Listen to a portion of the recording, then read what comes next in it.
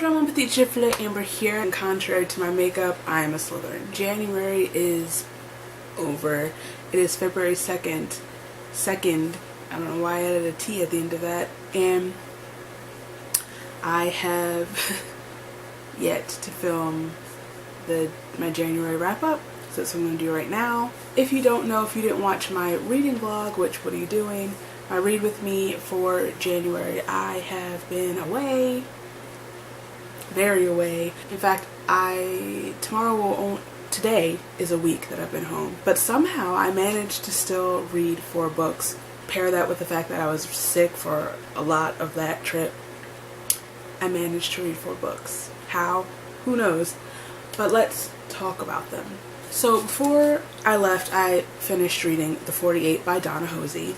This book is about twin brothers, what are their names? Charlie and Alex, who are a part of this organization of time-traveling assassins, basically.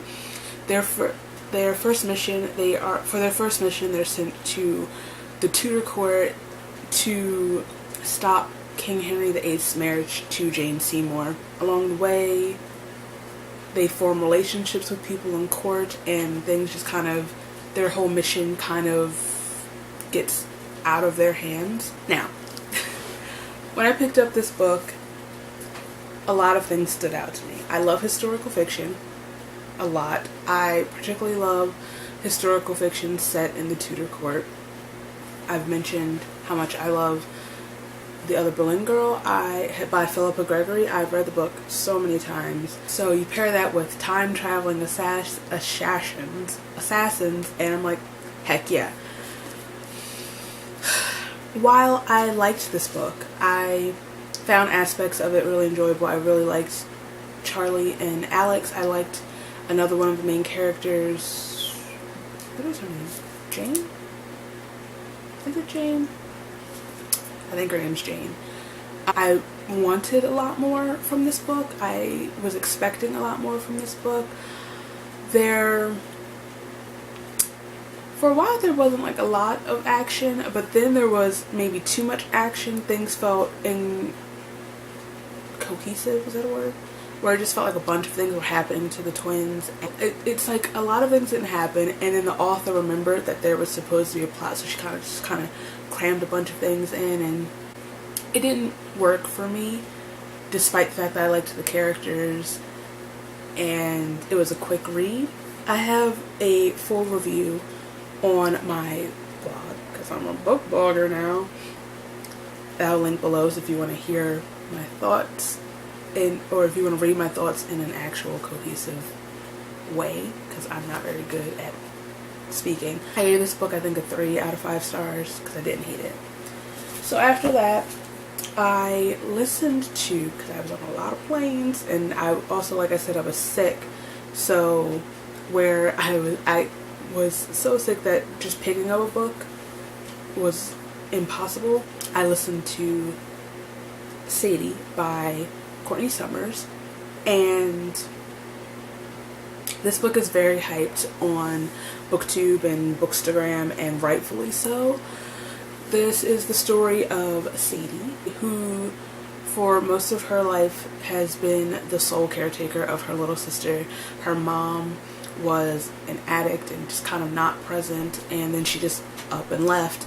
So Sadie's been taking care of her little sister until one day her sister is murdered, and now the story picks up a while later where Sadie has taken off and she's on a quest to find her sister's murderer. She knows who the murderer is and exact justice. Alongside that, it's also told through the point of view of a podcast. I don't remember the name of the host of the podcast, but he is following the story, and he then begins following in Sadie's footsteps, interviewing her family, friends, people who she's encountered along the way, literally following her footsteps to the end of the story, even though he comes to the end after she comes to the end. And anyway, this book is so good, and it's very, very dark and heavy. It deals a lot with addiction and child, I guess, like neglect, abuse, and pedophilia, and what's it called when what's it called when the pedophile is like messing with kids? Molesting. Thank you. Molestation. Jesus. So be very warned when you go into that. But the way it's written, it's just, it's such a good story. And listening to it, I honestly have to say, is the best way to go into it, because the audiobook, it's honestly the best audiobook I've ever listened to. Usually I'll listen to an audiobook and I'm like, okay, maybe I'll read the physical version later to maybe better immerse myself into it, but the audiobook is so fully immersive. There are sound effects, there's a full cast, the podcast bits sound like an actual podcast, and to some extent it kind of feels real, like you're just in the story. It's almost like watching sort of like a not documentary, but like a true crime mystery case on Lifetime or something, but like listening to it, obviously. And I really enjoyed it. I really recommend it. And I know this is just, I read it in January, but I think it's definitely going to make my list of top reads of 2019. Oh, I was saying a lot of times I'll listen to an audiobook and then okay, I'll read the physical copy, but I have no desire to read the physical copy because the audio, I feel like I feel like it'll lose something that it does listening to it. I'm not making sense. After that, after I stopped dying, able to really start getting into A Study in Charlotte by Brittany Cavallaro, which is, it's a retelling of Sherlock Holmes. The two main characters are descendants of Sherlock and Watson. Basically, the story takes place where Jamie Watson is sent to boarding school in, I think, Connecticut, the same school that Charlotte Holmes attends, and you know, they're Watson and Holmes, and they meet under some pretty awful circumstances, and then like a kid ends up dead and they are framed for his murder. So obviously this is the story of them solving that crime and proving their innocence. Oh, sorry, to jump back to Sadie really quick, obviously I gave that a 5 out of 5 stars. Anyway, back to this book. I didn't really have any expectations going into this book. I thought the premise sounded interesting. I like Sherlock Holmes, and I thought like the story of their descendants was pretty cool. I didn't love this book. I didn't like either of the characters. Jamie is weird. There's a lot of times where I'm like, okay, you are a creep. You're a creep. You need to calm down. Stop. Like, a lot of times he made me really uncomfortable. As I got further into the book, he got less creepy. Or maybe I just got used to him. Who knows? But, and then on the other side, that Charlotte just felt like a cliche mystery girl with, that has some unsavory habits and just needs to be, but he wants to I won't say he wants to save her, but it has that vibe, even though she's like, I can take care of myself, blah blah blah, I'm so aloof and mysterious, I'm a genius. But it's not even that I wasn't like attached to either of the characters, I just didn't like them. Some of the mystery aspect of the book was hit or miss for me. When I liked it, but sometimes it just felt really jumbled, or like we weren't getting anywhere for a while. It is what it is. I got through it. Will I carry on with the series? I don't really know. In fact, I have such mixed feelings about this that I couldn't properly rate it or have like put my thoughts into proper words. I don't know what star rating I would give this. Whatever. The last book that I read in January is a book that I really wanted to read last year, but I never got around to it, and it's Mirage by Samaya Dowd. First of all, I keep saying this every time I mention this book. This cover is beautiful. This book is a space fantasy novel, I suppose.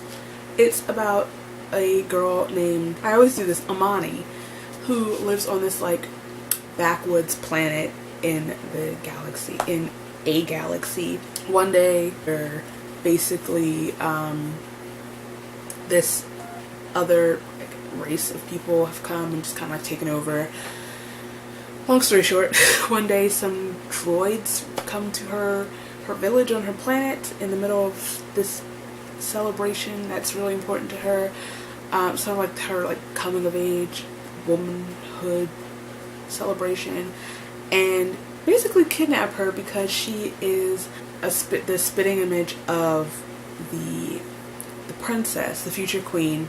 So she is kidnapped, like I said, and then forced to be her body double and put her life on the line for Marum, who's the princess, take her place if there's any sort, if she's ever supposed to go into any sort of danger, because there is a rebellion a-brewing. Meantime, she sort of gets caught up in said rebellion. She starts getting close with Idris, who is Marum's fiance. It's a lot, even though it's like he's someone else's fiance, but she's also the body double. Anyway, there's a lot of drama. It's scandalous. Anyway, I really liked this book. Like, a lot. I really liked Amani. Part of what I really liked about her is the fact that she, a lot of times, you know, what's popular now is the female main character who just kind of like super strong butt kicking girl, which I don't have a problem with. I write a lot of girls like that, but she starts off very, like she says herself, very whimsical, and she always says she wishes she had like the strength of her mother or whoever. So it was kind of like a nice change.